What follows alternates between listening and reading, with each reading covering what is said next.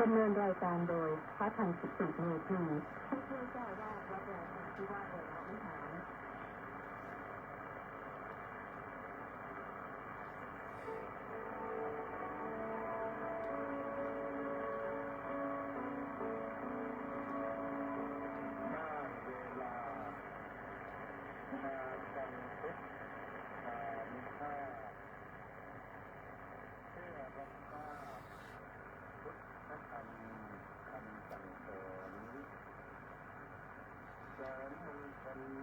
ให้ชีวิต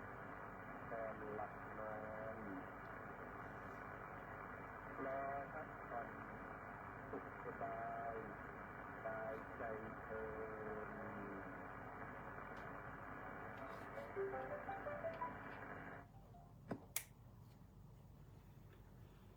อะระหังสัมมาสัมพุทโธภะคะวาบุตถังภะคะวันตังอภิวาเดมิสวากขาโตภะคะวะตาธัมโมธัมมังนัมมัสสามิสุปฏิปันโนภะคะวะโตสาวกสังโฆ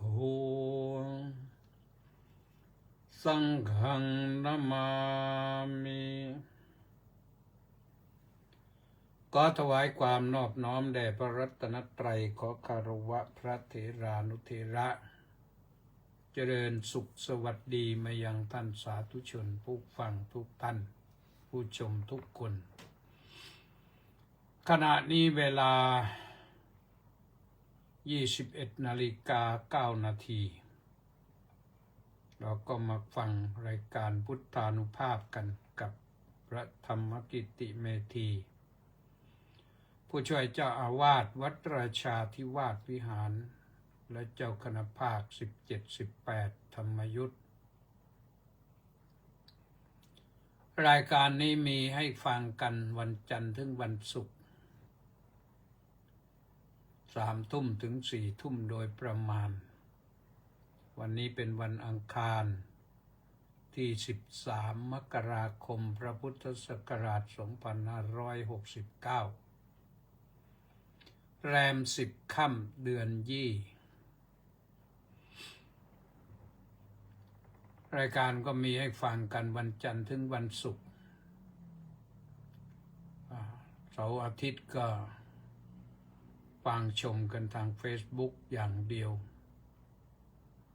แต่ว่าต่อไปที่สถานีวิทยุอื่นๆด้วยนะยกเว้นที่กองพลที่ 1รักษาพระองค์ไม่ได้ถ่ายทอดไปท่านสาธุชนทั้งหลายก็ เราก็ขึ้นศักราชใหม่มาใกล้จะครึ่งเดือนแล้วนะเป็นยังไงกันบ้างสุขภาพพลานามัยท่านที่อยู่ได้ก็อยู่ต่อไปหายใจให้คล่องรักษาสุขภาพให้ดีก็อยู่ได้ต่อไปแหละแต่ว่าทั้งหลายทั้งปวงนั้นก็ขึ้นอยู่กับอายุไขและบุญญาไขของเราแต่ละท่านแต่ละคนเพิ่มเติมบุญไว้เยอะๆเรานะติดตามฟังแล้วก็ไม่ค่อยจะได้บอกกล่าวกันนะช่วยกันแชร์บ้างช่วยกันกดไลค์กดแชร์ทาง Facebook ที่อะไรล่ะกิติเมธีโยมพิมพ์ภาษาอังกฤษลองไปดูในทาง Facebook นะหน้า Facebook นะแล้วก็กดตามไปพอขึ้นมาก็กดตามไปก็จะได้พบเห็นจะได้เห็นหน้าด้วยถ้าไม่งั้นฟังวิทยุก็ได้แต่เสียงแต่ฟังแต่เสียงนี่ก็ดีนะเพราะว่า มืดไม่เปิดไฟก็ฟังเสียงได้ แต่ถ้าจะดูหน้าก็ต้องเปิดไฟด้วยไม่งั้นสายตาจะเสียเราก็มีเครื่องมือให้ใช้กัน ที่ดีก็คือวิทยุนั้นมันไปในขอบเขตที่จำกัดคลื่นมันไปได้จำกัดไม่ไกลเท่าไหร่ส่วน Facebook นี่มันไปได้ทั่วไทยทั่วโลกเพราะมันไปทางอินเทอร์เน็ตเน็ตก็คือเครือข่ายอินเตอร์ก็คือทั้งหลายทั้งปวงทั่วโลกนะวันก่อนวันที่11ก็ไปเทศที่วัดพระหอมอำเภอเชียนใหญ่นครศรีธรรมราชเมื่อวานก็กลับมาวันที่12วันนี้ก็สุขภาพจะงอแงหน่อยแต่ว่าไม่อะไรเท่าไหร่สดชื่นขึ้นมาแล้วตอนหัวค่ำอากาศมันหนาวพออากาศหนาวก็จะอาบน้ำก็อ้ำอึ้งในที่สุดต้องอาบและไม่อาบไม่ไหวในที่สุดพออาบน้ำขึ้นมาก็กระชุ่มกระชวยสดใสขึ้นก็ว่ากันไปได้อีกรอบหนึ่งตอนนี้บ้านเมืองก็เราก็ได้ยินเสียงเขาหาเสียงกันสนุกสนานเคาะประตูบ้างเดินตลาดบ้างเปิดไฮปาร์คบ้างนะในขณะเดียวกันก็มีเรื่องบุญชายแดน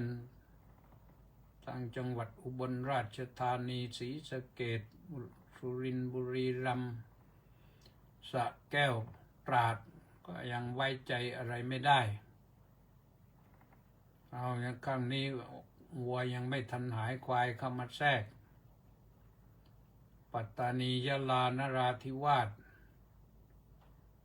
เจอเขาอย่างหนักก็ไม่รู้ว่าฝ่ายข่าวเขาติดตามข่าวกันได้อย่างไรนะคงจะเผลอฝ่ายข่าวไม่ทราบข่าวเลยโดนเข้าจังเลยเป็นผลที่สุดก็คือตำรวจก็ต้องเสียชีวิตไปแล้วก็นอกจากเสียชีวิตแล้วก็บาดเจ็บไปก็ขออย่าที่เสียชีวิตไปก็ขอให้ไปสู่สุคตินะตั้งใจดีทำหน้าที่พิทักษ์ปกป้องแผ่นดินในขณะเดียวกันท่านที่ยังมีชีวิตอยู่ก็หายเจ็บหายป่วยอันนี้มันเป็นเรื่องที่ทางราชการท่านดูแลอยู่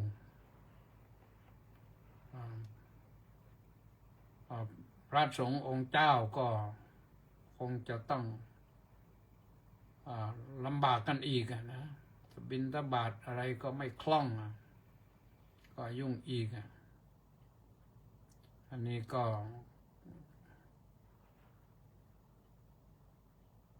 ไม่รู้ว่าเมื่อไหร่จะจบสักทีเราคาดหวังว่ามันที่จริงแล้วเหตุการณ์มันไม่น่าจะยาวนักแต่ทำไปทำมาเนี่ย2547มาถึงนี้เท่าไหร่แล้วยังแก้ปัญหาไม่ได้ไม่รู้ว่าส่วนของเราไม่มีความรู้ความสามารถหรืออย่างไรทางโน้นเขาเก่งกว่าอยู่ไปเอาระเบิดตุ้มรอบนี้ระเบิดปั๊มน้ำมันเจอก็ไป11 แห่ง12 แห่งสงสารเจ้าของธุรกิจเหมือนกันนะแต่ว่าพอระเบิดอย่างนั้นชาวบ้านก็เดือดร้อนเหมือนกันนะไม่มีน้ำมันจะใช้จะเติมน้ำมันรถก็ไม่ได้จะไปทำ อะไรก็ไม่ได้ไม่สะดวกเพราะเดี๋ยวนี้ต้องบริโภคน้ำมันกัน ความจริงทุ่มเงินไปหลายๆแสนล้านแล้ว น่าจะเคลียร์ให้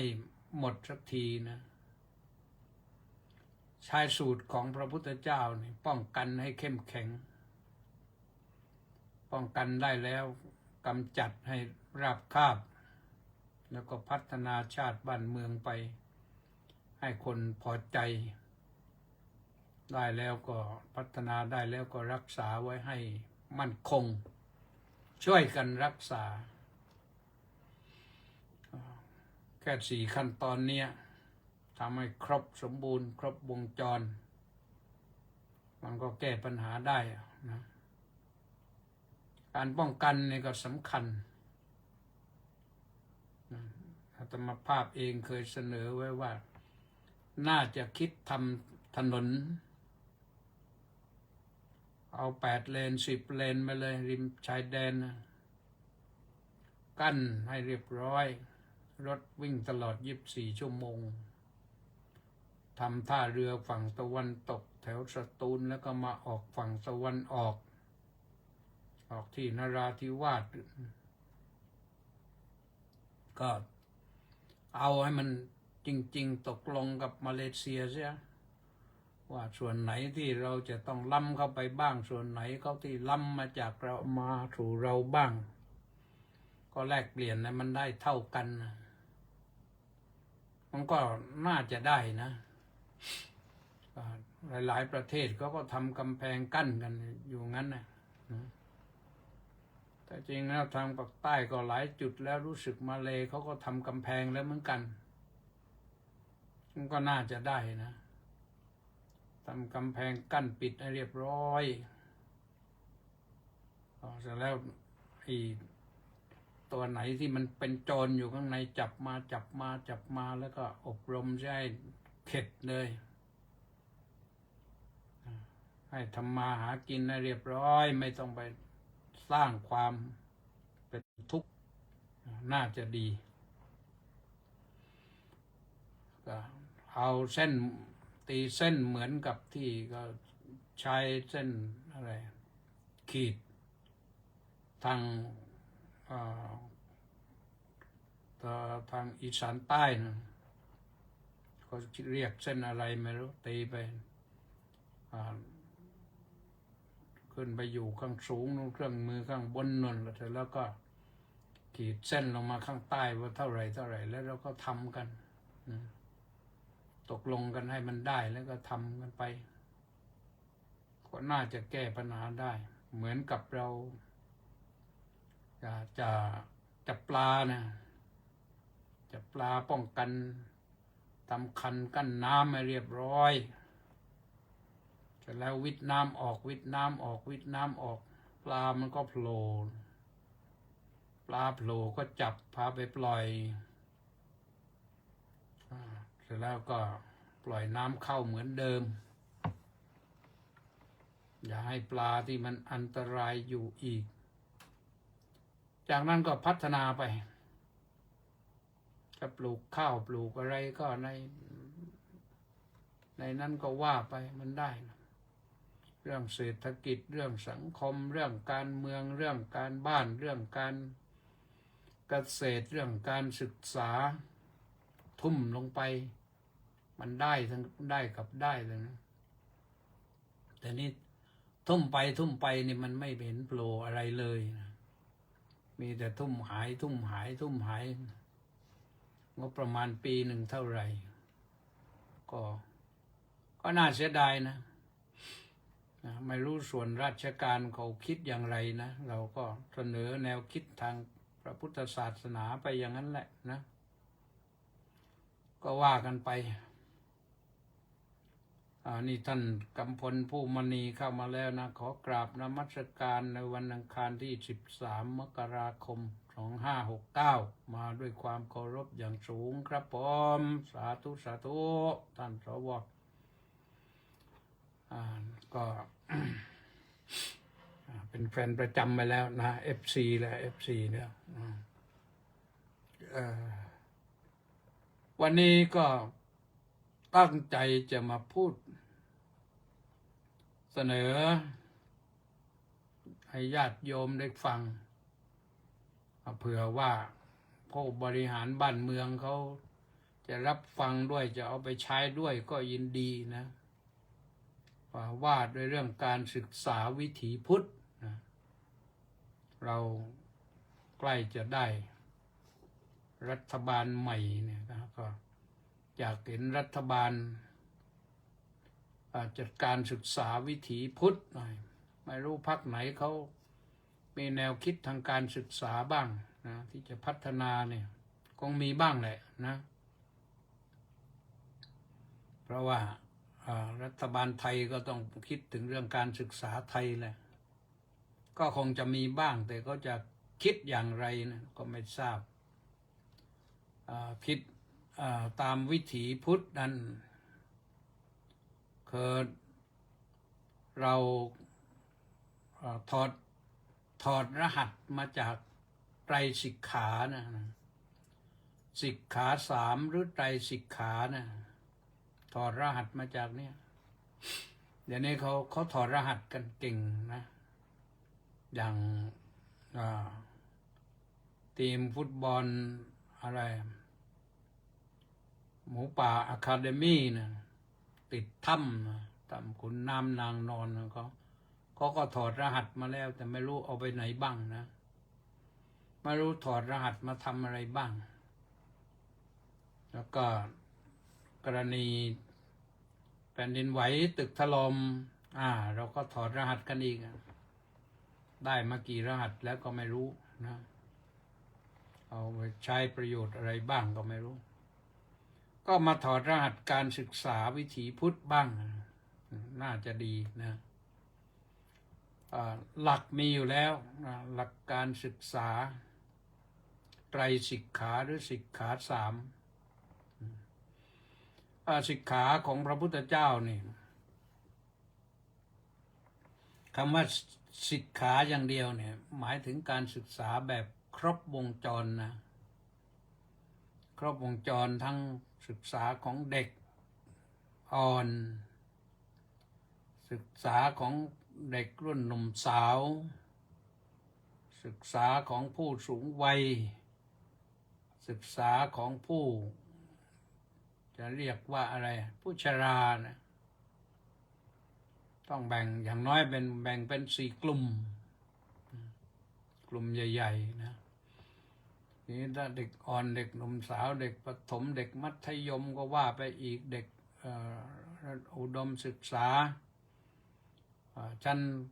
ปริญญาตรีปริญญาโทปริญญาเอกก็ว่าไปอีกแล้วก็ศึกษาของผู้สูงวัยศึกษาของผู้เลยวัยไปแล้วนะ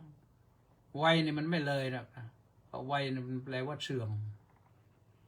มันเสื่อมไปเรื่อยๆเสื่อมไปจนกระทั่งว่าหมดความเสื่อมก็คือนิ่งหมดความเสื่อมก็คือไปไม่รอดแล้วจบไอ้ร่างกายเนี่ยมันจบนะแต่ว่าธาตุไม่จบธาตุยังต้องสลายไปเรื่อยๆจนกระทั่งว่าเป็นจุลวิจุลโน่นเป็นในที่สุดก็ไปเป็นอะไร PM 2.5นั่นนะเป็นฝุ่นละอองขึ้นไปในอากาศมันเป็นอย่างนั้นมันไม่เป็นอย่างอื่นไปเป็นอย่างนั้นส่วนร่างกายของเราเนี่ยจากที่เราเห็นเดินไปเดินมาขึ้นรถลงเรือไปเหนือล่องใต้อยู่เนี่ยบทสุดท้ายก็คือเป็นจุลวิจุลเหมือนกันนะจะอยู่ได้นานขนาดไหนก็เป็นอย่างนั้นนะทีนี้ศึกษาเนี่ยถ้าศึกษาของเด็กทฤษฎีในทางจิตวิทยาการศึกษาเราก็รู้มาแล้วอาตมาก็เรียนมาแล้วนะจิตวิทยาการศึกษาเนี่ยแต่ว่าลืมไปเยอะแล้วเคยเรียนเริ่มเรียนตั้งแต่เรียนครูพกศนู่นแล้วก็มาครูพมแล้วก็มาเรียนในชั้นปริญญาตรี แล้วก็ชั้นปริญญาโทนี่เราจะใช้จิตวิทยามากขึ้นเรียนปริญญาเอกก็ต้องใช้จิตวิทยามากขึ้นทีนี้เด็กอ่อนเนี่ยก็จะอยู่ในวัยที่จำวัยอ่อนจนถึงนั่นแหละถึงอายุ20นี่เขาจะจำเก่งคนจำเก่งบอกอะไรก็จำบอกอะไรก็จำยิ่งเด็กอ่อนเด็กก่อนเกณฑ์เด็กประถมเนี่ยครูบอกอะไรก็จำได้หมดเราก็เหมือนกันตอนเราเรียนหนังสือเนี่ยอาตมาภาพเองเรียนหนังสือชั้นประถมนี่จำง่ายนะอะไรก็ครูบอกก็จำได้หมดแม้แต่สูตรคณิตศาสตร์เราก็จำได้แม่นครูไม่ได้สอนซ้ำไม่มีอะไรไม่มีโรงเรียนพิเศษได้เท่าไหร่ก็เท่านั้นแต่ถึงวันสอบปรากฏว่าทำได้ดีสอบไม่เคยตกนะเพราะฉะนั้นเด็กวัยอ่อนเนี่ยเขาจำง่ายต้องสอนให้จำใครจะว่าความจำไม่ดีนะก็ว่าไปสอนให้เด็กจำแล้วไม่ดีนะพระพุทธเจ้าบอก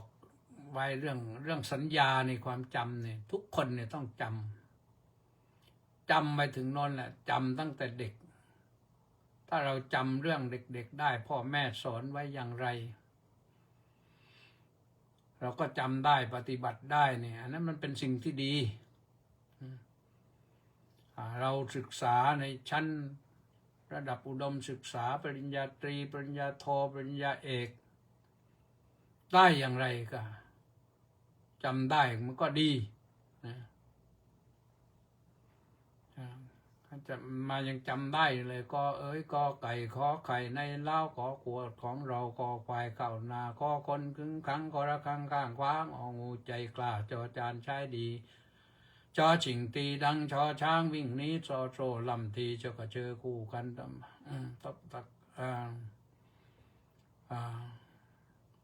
อะไรแล้วลืมแล้วยอผู้หญิงสอปาราชดาสวมบันเราประตักกุนนั้นเราตันฐานกับมารองตะนางมันโทหน้าขาวแต่ผู้เฒ่าไม่มองนอเนนเดินย่องรอเด็กต้องนิมนต์ต่อเสาล้างตุงต่อถุงแบกคนต่อทหารอุดตนทอตรงคนนิยมนอนูฝักไปบ่ใบไม้ทับถมปอปลาตากลมปอนทานปอปานวางตั้งปอควันสะอาดจังพดน้ำเบากลางใบ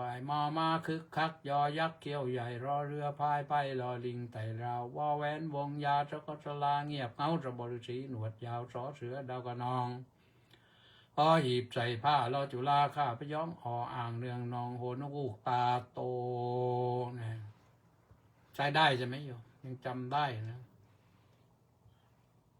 นี่จำตั้งแต่นอนนะตั้งแต่ป.1นะแล้วก็ไม่ได้ไปท่องอีกจำได้อย่างนั้นนะทีนี้เรื่องพฤติกรรมเนี่ยพระพุทธเจ้าสอนให้มีระเบียบวินัยอันดับแรกสอนเรื่องศีลสิกขาให้มีระเบียบวินัยอันดับแรกมารดาบิดาต้องสอนลูกให้รู้จักมีระเบียบวินัยเข้าโรงเรียนก็ต้องมีระเบียบวินัยของโรงเรียน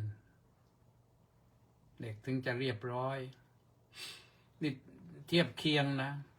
ตอนนี้โรงเรียนวัดราชาธิวาสวิหารนี่ท่านผอ.ตั้งแต่คนก่อนนู่นมาถึงผอ.นี้นะเด็กดีขึ้นเยอะเลยเรียบร้อยเมื่อก่อนเนี่ยโอ้ยพระไปพูดเนี่ยยังคุยกันเจี้ยวเลยต้องบอกให้หยุดถ้าไม่หยุดฉันไม่พูดถึงพอหยุดได้ครูต้องไปปรามต้องไปกำราบด้วยแต่อันนี้เด็กเรียบร้อยขึ้นมันเปรียบเทียบได้เห็นชัดเลยโรงเรียน ซึ่งกับเรียนเนี่ยกับโรงเรียนวราชาเนี่ยเด็กความเป็นระเบียบวินัยมันต่างกันนะเพราะเขาพอเข้าโรงเรียนเขามีระเบียบวินัยเข้มแข็งกว่าของเรานี่นะครูไปเข้มแข็งมากก็ไม่ได้ เดี๋ยวพ่อแม่มาโวยวายอีกเดี๋ยวนี้เขาก็ทำอะไรไม่ได้ลงโทษเด็กก็ทำยังไงตีไม่ได้สมัยก่อนเนี่ยเราก็โดนสมภาพเองไปหาไม้เรียวเองครูให้ไปหาไม้เรียวเข้าป่าไปหามาเสร็จแล้วก็มาเก็บไว้ในห้องครูแล้วห้ามหายใครไปขโมยไม้เรียวไม่ได้นะโดนก้นเจ็บแล้วพวกเพื่อนเนี่ยพอขนาดป .1 ป .2 เนี่ยบางทีโดนประจำพอโดนประจำเขาก็เจ็บไม่รู้จะทำยังไงเอากาบหมากกาบหมากไปใส่ก้นเขาไว้มันกางในกางเกงพอครูหวดควับก็ป๊อกก็ได้ยินเสียงเลยไม่ใช่แล้วต้องถอดกางเกงดูอ้าวนี่เป็นอย่างนี้นะจะมีแต่ผู้หญิงก็โดนผู้ชายก็โดนเพราะว่าพอมันชนกันทั้งนั้นแหละแต่ว่าพอครูลงโทษก็สักครั้งสองครั้งก็เกิดความเรียบร้อยขึ้นแล้วเราก็ตั้งใจเรียนหนังสือเรื่องระเบียบวินัยต้องมีนะแล้วก็ให้คุณให้โทษทำดีก็ให้คุณทำไม่ดีก็มีโทษระเบียบทางกายทางวาจากายก็ต้องเรียบร้อยพูดจาก็ไม่พูดหยาบคายไม่พูดหยาบคายพูดวาจาสุภาพไม่จำเป็นต้องพูดก็ไม่พูดนะพูดแต่สิ่งที่จำเป็นทีนี้พระพุทธเจ้าสอนให้มีระเบียบวินัยอยู่ในศีลสิกขาถ้าเป็นของพระนี่ก็เป็นอธิเลยใส่อธิศีลสิกขาเลยศึกษาไม่ใช่เรียนรู้อย่างเดียวนะปฏิบัติด้วยศึกษาและปฏิบัติด้วยฝึกหัดทดลองด้วยการศึกษาของพระพุทธองค์สิกขาตัวนี้หมายถึงการทำงานวิจัยค้นคว้าด้วยก็ให้ได้ความรู้สมัยก่อนให้ได้ความรู้ก็ที่เขาให้วิจัยทำการบ้านนั่นแหละเอาไปทำมาบอกอย่างนี้บอกโจทย์เลขก็ไปค้นมาตอบได้ยังไงบวกลบคูณหารอย่างไร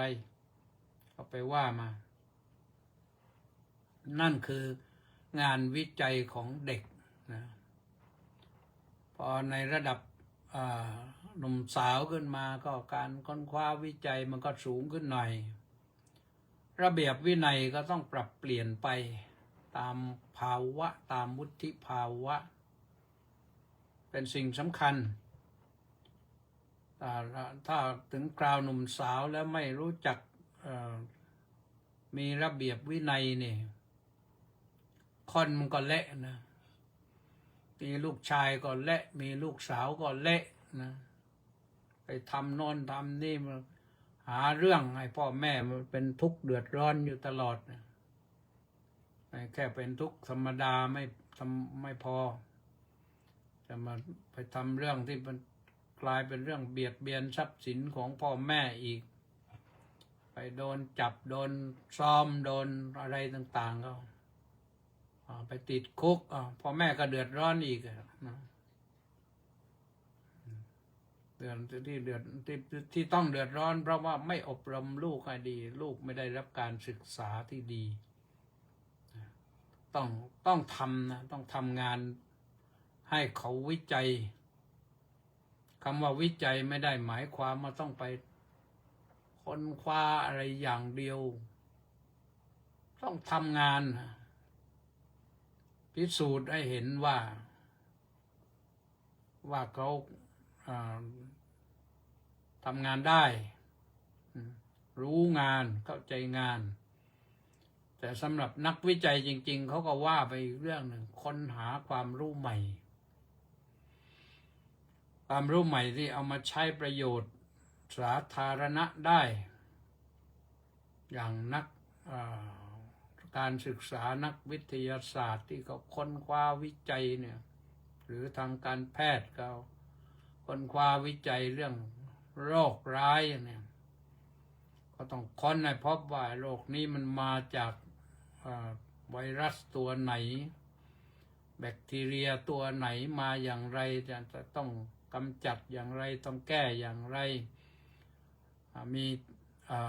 สมุนไพรชนิดไหนที่สามารถจะเอามาทำอะไรได้เพราะฉะนั้นแม้แต่จะไปนิพพานเนี่ยพระหรือโยมก็ตามนะเราเป็นชาวพุทธนี่เป้าหมายของเราก็คือดับกิเลสให้หมดดับกิเลสให้หมดก็คือนิพพานนั่นแหละเราดับกิเลสนิพพานก่อนแล้วค่อยจิตนิพพานถึงความดับในที่สุดนะแต่ถ้าไม่มีวินัยจะตั้งแต่ต้นแล้วนี่ไปไม่รอดเราดูอาการไม่ได้เรื่องการขับรถขับราบนท้องถนนเนี่ยทางใกล้ทางไกลเนี่ยก็คนไทยเรายังไม่ค่อยมีระเบียบวินัยนะนี่วันก่อนนี่เห็นมารู้สึกว่าดีเยี่ยมแนวนโยบายมาได้พักหนึ่งคนขับรถเนี่ยที่พอไปถึงทางม้าลายต้องชะลอถ้าเห็นคนยืนอยู่ต้องหยุดให้คนเดินข้ามก่อนข้ามถนนไปก่อนแล้วรถจึงออกนานๆจะได้พบสักทีหนึ่งเมื่อเช้านี่ก็เจอนะเมื่อเช้าก็เจอโยมคนหนึ่งน่าอนุโมทนาถ้าเราไม่เกรงใจจะไปเคาะประตูขอบใจนะสาธุสาธุโยมไปหยุดให้ข้ามถนนเราก็เป็นนักบินนี่เป็นนักบินแต่ว่าต้องเดินถนนเพราะว่านักบินทบาทก็ดูโยมถ้าคนไม่มีระเบียบวินัยแล้วชาติบ้านเมืองก็ไปไม่รอดแล้วจะให้คนใหญ่คนโตคนไม่มีอายุมีวินัยก็ต้องมีระเบียบวินัยตั้งแต่เด็กต้องฝึกให้เป็นคนมีระเบียบวินัยตั้งแต่เด็กไม่ใช่รอให้โตแล้วค่อยไปว่ากันบางครั้งบางทีที่เขารับคนก็ไปทำงานนะหรือว่าแต่ว่ากันที่ไปทำงานต่างชาติเนี่ยเข้าคอร์สฝึกอบรมไปทำงานต่างชาติเขาจะฝึกวินัยเป็นสำคัญนะเดี๋ยวนี้เขาประกาศรับคนไทยไปทำงานญี่ปุ่นจะต้องเข้าอบรมก่อนก็ฝึกอบรมก่อนทั้งที่เรียนจบแล้วต้องไปฝึกอบรมแล้วก็ที่ไปฝึกก็คือฝึกวินัยก่อนให้มีระเบียบวินัยก่อนกายวาจาต้องเรียบร้อยต้องสุภาพนะขั้นต่อไปก็คือฝึกจิตให้เข้มแข็งให้กล้าแกร่งให้มีศรัทธาในสิ่งที่จะทำให้มีความเพียรความกล้าหาญความบักบั่นที่จะทำฝึกให้มีสติสัมปชัญญะในการทำงานฝึกจิตใจให้มีสมาธิอย่าหวั่นไหวง่ายอย่าใจเสาะเหมือนกับปลาอะไรปลาแก้มแดงปลาที่อยู่ในน้ำเคยเห็นไหมโยมปลาแก้มแดงภาคใต้เขาเรียกปลาปก ปลานี่นี่ขึ้นจากน้ำนิดเดียวไม่ได้ มันจะพะงาบแล้ว หรือว่าใครลงไปทำอะไรให้น้ำมันขุ่นนิดหน่อย มันก็พะงาบลอยหัวแล้ว มันจะตายเอาเชียวแล้วใจไม่เข้มแข็ง ที่จริงปอดใหญ่โตนะปลาเนี่ยปอดมันใหญ่ปากใต้เขาเรียกปลาปกนะปากใต้นครนะจังหวัดอื่นไม่ทราบนครศรีธรรมราชเขาเรียกปลาปกกรุงเทพเขาเรียกปลาแก้มแดงอยู่ในแม่น้ำอยู่ในน้ำลึกๆกว้างๆนะเพราะฉะนั้นเรื่องจิตสิกขาการศึกษาเรื่องจิตวิเคราะห์เรื่องจิตการพัฒนาจิตการพัฒนาจิตต้องมีนะถ้าจิตไม่เข้มแข็งไม่กล้าแกร่งไม่มีสมาธิแล้วก็ไม่เฉลียวฉลาดนี่อันนี้อย่าไปให้มันไกลเลยถ้าเราบอกว่าพอแล้วเราพอแล้วแค่นี้แสดงว่าไม่พร้อมที่จะรับความฉลาดแล้วก็โง่ต่อไปเท่านั้นแหละนะอนุญาตให้โง่ต่อไปได้เราต้องศึกษาตลอดชีวิตตราบใดที่ยังไม่บรรลุพระอรหัตผลต้องศึกษาตลอดชีวิตพระอรหันต์นะโยมผู้บรรลุธรรมแล้วเอากำจัดกิเลสอาสวะแล้วเนี่ยท่านยังยินดีพอใจที่จะฟังสิ่งที่พระพุทธเจ้าเทศสิ่งที่พระอรหันต์ด้วยกันเทศแม้พระไม่อรหันต์เทศท่านก็ฟังให้รู้ว่ากฎนิเทศอย่างไรจะบอกอะไรได้บ้างแนะนำอะไรได้บ้างนะเพื่ออะไรเพื่อพัฒนาปัญญาเพื่อความรอบรู้นะให้มันเกิดปัญญาสิกขาหรืออธิปัญญาสิกขาขึ้นมาถ้าปัญญากล้าแกร่งมันคนที่เขาพัฒนาจิตและพัฒนาปัญญาไปได้สูงสุดนอนมันไปได้ถึงจิตเรานี่พัฒนาไปได้ถึงอภิญญาจิตนั่นอภิญญาจิตแปลว่าจิตที่มีความรู้พิเศษเหนือกว่าจิตธรรมดาสามารถที่จะแสดงอิทธิปาฏิหาริย์ใดๆก็ได้ดำน้ำลงไปก็ได้ดำดินก็ได้ลอยไปในอากาศก็ได้นี่มันมีได้นะมีได้แต่ก็ต้องทำไม่ใช่มาอ่านแล้วก็ลองไปทำดูมันไม่ได้ต้องฝึกจิตให้เข้มแข็งพอก่อนคนที่ฝึกจิตไม่เข้มแข็งเนี่ยแม้แต่ไปนั่งในป่าคนเดียวก็หวาดกลัวแล้วไม่กล้านั่งแล้วนั่งใต้โคนไม้ก็ไม่กล้านั่งแล้วหวาดเสียวนะเพราะฉะนั้นเนี่ยเรื่องการศึกษาของตามสูตรของพระพุทธเจ้าในศึกษาวิถีพุทธนี่ศึกษาได้ตลอดนะเด็กอ่อนก็ต้องศึกษาให้มีระเบียบวินัยก่อนพอเด็กโตขึ้นหน่อยก็เข้มข้นขึ้นเรื่องระเบียบวินัยแล้วก็พัฒนาจิตให้เพิ่มขึ้นแต่หนุ่มสาวเนี่ยถ้าจิตใจไม่เข้มแข็งเดี๋ยวก็โดนสาวก็โดนหนุ่มหลอกหนุ่มก็โดนสาวทีนี้ผลสุดท้ายก็ทำอะไรไปตัดสินใจโลกนี้มันไม่มีใครที่จะดีได้แล้วไม่มีใครที่จะคบได้แล้วไม่มีใครที่จะพึ่งพิงได้แล้วมองคนอื่นเป็นศัตรูไปหมดแม้แต่กับพ่อกับแม่ก็ไม่ปรึกษาหารือแล้วฉันขอตัดช่องน้อยแต่พอตัวไปฆ่าตัวตายเสียก็เยอะนะในเรื่องนี้เนี่ยนะจริงๆแล้วก็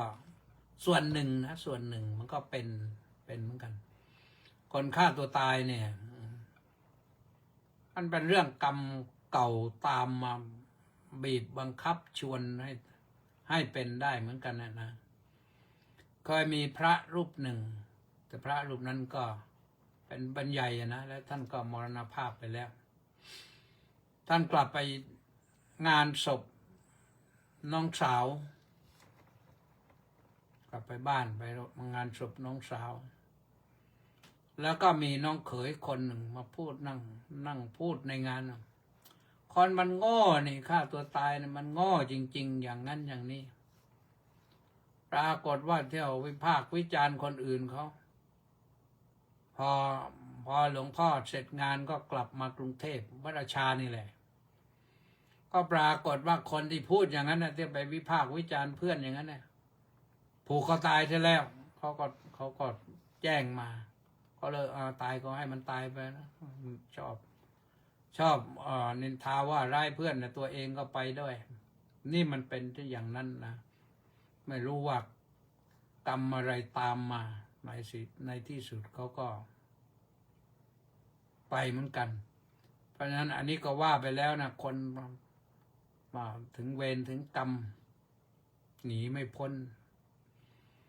มีพระรูปหนึ่งที่วัดมะม่วงปลายแขนเมื่อก่อนท่านก็เป็นโรคประจำตัวนะทีนี้ท่านก็ทุกข์ทรมานท่านคิดจะฆ่าตัวตายตั้ง2-3 ครั้งหลายครั้งก็พวกก็ไปคุยกันในที่สุดมีเด็กเป็นนอนเป็นเพื่อนที่กุฏิตั้งหลายคนนะเวลาแกจะทำอัตวินิบาตได้เนี่ยแกเดินข้ามไปนั่นนะไปหายไปเลยปรากฏว่าเขาไปพบผูกคอแขวนอยู่เรียบร้อยแล้วนี่มันเป็นอย่างนั้นก็มีเหมือนกันนะ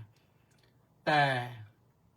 ถ้าเราฝึกฝนอบรมจิตดีมีปัญญารู้เท่าทันนะเจออย่างนั้นก็ปัญหามันหนักนะปัญหาก็หนักอกหนักใจนะแต่ว่าถ้าบุญพอนี่มันแก้ได้นะโยมนะบุญพอแก้ได้เพราะฉะนั้นก็ฝึกนะผู้สูงวัยก็ฝึกจิตให้เยอะหน่อยให้จิตใจหนักแน่นศึกษาจิตของตัวเองบ้างอย่าไปคิดในเรื่องที่มันผิดไปคิดเรื่องร้ายๆโดยเฉพาะอย่างยิ่งผู้ชรานั้นท่านจะมาศึกษาอย่างนี้ไม่ได้แล้วท่านดีไม่ดีก็นอนติดเตียงแล้วอยู่โรงพยาบาลนะจะทำยังไงศึกษาเลยศึกษาลมหายใจของตัวเองนะลูกหลานเหลนหลนไปเยี่ยมท่านก็เอาเรื่องธรรมะไปให้ฟังเอาเทปไปให้ฟังบ้างเอาคลิปวิดีโอไปให้ฟังบ้างหรือไปอ่านหนังสือให้ฟังบ้างหนังสือที่ดีๆเนี่ยหลวงปู่หลวงตาเขียนไว้หรือท่านผู้ใดเขียนไว้มันเป็นสิ่งที่ดีนะดูอ่านดูแล้วดีนะก็ไปอ่านให้ท่านฟังบ้างเดี๋ยวนี้เสียงก็ท่านก็ได้ศึกษานะถ้าเราไปให้อย่างนั้นท่านได้ศึกษาหรือถึงท่านจะเบื่อท่านก็นอนเฉยนั่นแหละนอนฟังเพราะว่าขยับไหวติงไม่ได้แล้วนี่ก็ว่าไปนะตามเรื่องตามราวนะเพราะฉะนั้นก็ขอฝากไว้นะเรื่องการศึกษาเอาไปถอดรหัสดูต่อไปเผื่อว่ารัฐบาลจะคิดปฏิรูปการศึกษาประเทศไทยรับรองว่าไม่ล้าหลังนะไม่ล้าหลังแล้วก็ศึกษาเรื่องระเบียบวินัยศึกษาเรื่องจิตสังเคราะห์จิตวิเคราะห์เรื่องปัญญาเนี่ยใช้ปัญญาขนาดไหนใช้อย่างไรปัญญาที่ติดตัวมามีทุกคนนะแต่ว่าปัญญาในการบริหารงานเป็นอย่างไรปัญญาในการดำรงชีวิตในบริหารครอบครัวเป็นอย่างไรวิปัสสนาปัญญาเป็นอย่างไรมันมีหลายชั้นนะมีหลายชั้น พระพุทธเจ้าสอนประโยชน์ในปัจจุบันสอนประโยชน์ในภายภาคหน้าแล้วก็สอนประโยชน์สูงสุดคือนิพพาน3 ระดับประโยชน์3 ระดับซึ่งทุกคนมีสิทธิ์ที่จะเป็นเจ้าของได้นะประโยชน์อันนั้นประโยชน์นี้ก็คือผลประโยชน์นั่นแหละนะก็ได้ทั้งนั้นนะก็ลองฝากไปนะท่านผู้ใดฟังอยู่แล้วก็มีคนที่จะไปช่วยเติมเต็มตรงนี้ก็ฝากไปด้วยนะพระก็ไปพูดมากไม่ได้เดี๋ยวก็หาว่าพระในเป็นพระในหัวการเมืองอย่างนั้นอย่างนี้อีกนี่มอคโคน่ากลุ่มคุ้มครองพระพุทธศาสนามาแล้ววันนี้มอคโคน่านี่ก็มาพร้อมด้วย FC อีก677 คนนะออนไลน์ก็มาก่อนใครเลยอนุโมทนาสาธุสาธุสาธุนะอมรพงษ์ดิษฐทัศน์สิทธิภาคก็บอกว่าน้อมกราบหลวงพ่อสาธุสาธุสาธุครับมีทั้งไทยเวอร์ชันอังกฤษเวอร์ชันแต่ว่าสำนวนไทยนะก็ขออนุโมทนาสาธุกับทุกท่านนะที่ติดตามสดับรับฟังวันนี้ก็พูดถึงเรื่องการศึกษาและฝากไปด้วยนะทุกท่านทุกคนท่านใดที่ยังอยู่ในครอบครัวก็ไปช่วยกันอบรมลูกหลานบ้างอย่าให้มันไปเป็นอื่นไปหมดนะเดี๋ยวนี้คนก็เกิดน้อยแล้วประชาชนคนไทยแทบจะไม่มีแล้วต้องเอาคนต่างชาติมาทำงานกันเยอะแล้วนะหลายล้านคนแล้วนี่เดี๋ยวนี้เฉพาะพม่าอย่างเดียวนี่ไม่รู้กี่ล้านคนแล้วนี่ถ้าพม่าลุกฮือขึ้นมาเนี่ยประเทศไทยก็ลำบากอีกนะเพราะฉะนั้นก็ช่วยกันนะช่วยกันลูกหลานมีอยู่อย่างจำกัดแล้วก็พัฒนาให้มีคุณภาพหน่อยนะก็เอาละฝากไว้นะถ้าหากว่าเราใช้ปัญญาพัฒนาตนเองเนี่ยเราก็อยู่ในปัจจุบันก็ไม่ลำบากหวังจะไปโลกทุกคนมีสิทธิ์ไปได้นะนิพพานนะไม่ใช่ว่ามีเฉพาะพระอาจจะไปไม่ถึงไหนก็ได้นะวันนี้ทำไมมีน้อยจังก็มีผู้เข้ามาติดตามฟังทางเฟซนะแม่ชีสมใจมาคนแรกเลยวันนี้สาธุสาธุสาธุสาธุเจ้าข้าวันสาธุมณีแสงจันทร์ก็บอกว่าน้อมกราบนมัสการสาธุสาธุสาธุเจ้าข้าสาธุต้าสิทธิมงคลก็บอกว่านมัสการสาธุครับสาธุมัคโคน่าโมเมก็บอกว่ากราบนมัสการสาธุเจ้าข้าสาธุกำพลผู้มณีนี่ก็ก็ว่าไปแล้วขอกราบนมัสการในวันอังคารที่13 มค. 2569มาด้วยความเคารพอย่างสูงครับผมสาธุนะไม่ลืมแต่มาไม่ลืมนะเพราะอะไรเพราะเราทุกข์ยากลำบากด้วยกันหน้ารัฐสภาปี2545นะสมศรีลักษณะวิราชสาธุประสานเรืองดิษฐ์ก็บอกว่ากราบสาธุครับสาธุเพ็ญญาภักดิ์บุญศรีสรโชติกราบนมัสการท่านพระอาจารย์น้อมกราบสาธุเจ้าข้าสาธุเจโสนครสวรรค์กราบนมัสการสาธุสาธุนะสริตพงษ์แทสะบำรุงสาธุครับพระอาจารย์ท่านด็อกเตอร์นะแล้วก็เบนคิมบินนึกว่าหายไปเสียแล้วนะกราบสาธุครับพระเดชพระคุณ ความจำแม่นยำชัดเจนมากครับอ๋อใช้ได้นะเล็กวังบุรพานุกูลแก้วสุขก็บอกว่ากราบสาธุครับสาธุนิพนธ์ลักษณะวิราชก็บอกว่าน้อมกราบนมัสการพระคุณท่านครับสาธุสาธุขวัญตาพอบำรุงบอกว่ากราบนมัสการพระเดชพระคุณด้วยความเคารพยิ่งเจ้าข้าสาธุเจ้พรแหลมทองเหงานึกว่าหายไปจะแล้ววันนี้มาแล้วสาธุค่ะสาธุลีลาวดีดอกสร้อยนี่หายไปหลายวันสงสัยน้ำท่วมนครสวรรค์นะ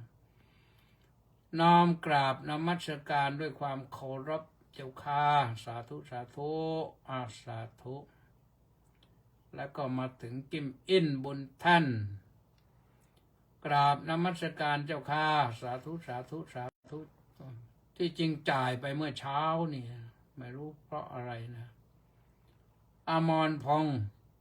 เดชทัศน์สิทธิภาคน้อมกราบหลวงพ่อสาธุครับก็สุดท้ายก็มีสมศรีลักษณะวิราชสาธุนะก็ว่าตอนนี้แหละก็จะหมดเวลาพอดีนะพอดีก็อย่าลืมนะทุกท่านทุกคนนะไม่ใช่ไปโยนให้คนอื่นนะเราเองทุกคนต้องศึกษาเราต้องมีระเบียบวินัยขับรถก็ให้มีระเบียบวินัยทำงานก็ให้มีระเบียบวินัยแม้แต่อยู่ในบ้านก็ให้มีระเบียบวินัยนี่คือสิ่งที่ดีระเบียบวินัยทางกายทางวาจาถ้าไม่จำเป็นก็อย่าพูดให้มันเกิดประโยชน์แล้วก็ระเบียบจิตด้วยฝึกจิตให้จิตเข้มแข็งให้จิตสู้กับงานได้ทุกอย่างและใช้ปัญญาเฉลียวฉลาดแก้ปัญหานะเราก็จะประสบพบกับความสำเร็จได้วันนี้รายการพุทธานุภาพขออนุโมทนาบุญกับทุกท่านอาราธนาคุณพระศรีรัตนตรัยโดยพุทธานุภาพธรรมานุภาพสังฆานุภาพก็ให้พิทักษ์ปกป้องคุ้มครองรักษาให้ทุกท่านได้ประสบความสุขกายสบายใจโดยทั่วกันเถิดพบกันใหม่วันพรุ่งนี้สวัสดี